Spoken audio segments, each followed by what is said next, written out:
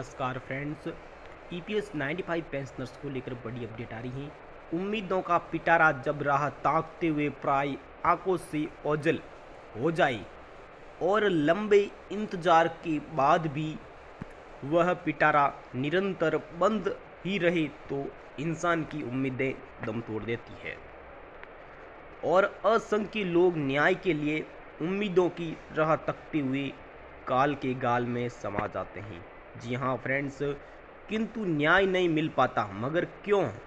यह घटनाक्रम 67 lakh EPS 95 pensioners के साथ विगत 20 वर्षों से लगातार चला आ रहा है, जो कि कानूनी तौर पर अपने हक की लड़ाई के लिए लड़ते चले आ रहे हैं, किंतु न्याय मिल पाना जैसे कि उनके मुकद्दर में नहीं है। करीब 2.5 लाख पेंशनर्स उम्मीदों के तारे गिनते हुए दुनिया को अलविदा कह चुके हैं और कई बार पेंशनर्स के हक में हाई कोर्ट, सुप्रीम कोर्ट के आदेश उपरांत भी उन्हें हक प्राप्त नहीं।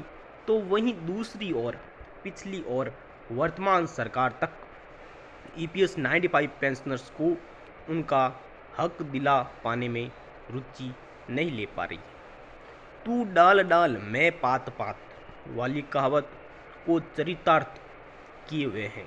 जी हाँ फ्रेंड्स, जहां आकर न्याय व्यवस्था पर सवालिया निशान लगना लाजमी है।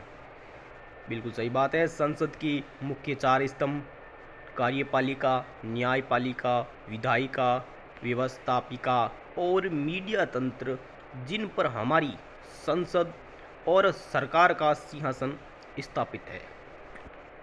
संसद और शासन की कार्य प्रणाली में इन चारों स्तंभों की महत्वपूर्ण भूमिका रहती है। जी हाँ फ्रेंड्स, न्यायपालिका और मीडिया तंत्र का स्वतंत्र स्थान होता है, किंतु मीडिया तंत्र पर कुछ संशोधित नियमों के चलते अंकुश लगा हुआ है और अर्थात स्वतंत्र होते हुए भी वह स्वतंत्र नहीं है।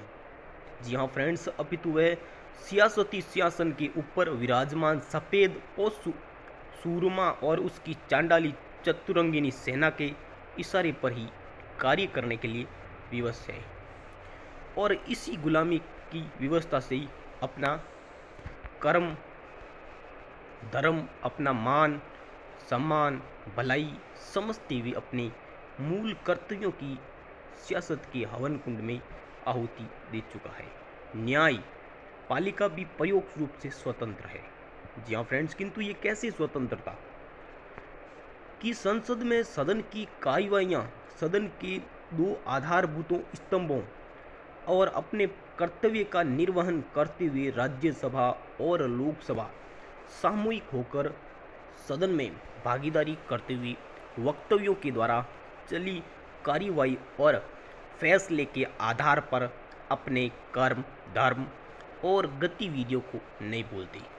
जी हाँ फ्रेंड्स, न्यायपालिका जो संसद का सर्वोच्च और स्वतंत्र शिखर है, अगर वही शिथिलता दिखाते हुए कार्यपालिका और विधायिका व्यवस्थापिका के बीच फंसकर कर्तव्य मूड हो जाए, किसी को न्याय न दे सके, हाईकोर्ट या सुप्रीम कोर्ट का उच्च न्यायाधीश कुर्सी पर रहकर तारीख पे तारीख देता जाए और सेवा मुक्त लोगों को पूरी सुविधा न मिले, तो ये गलती है।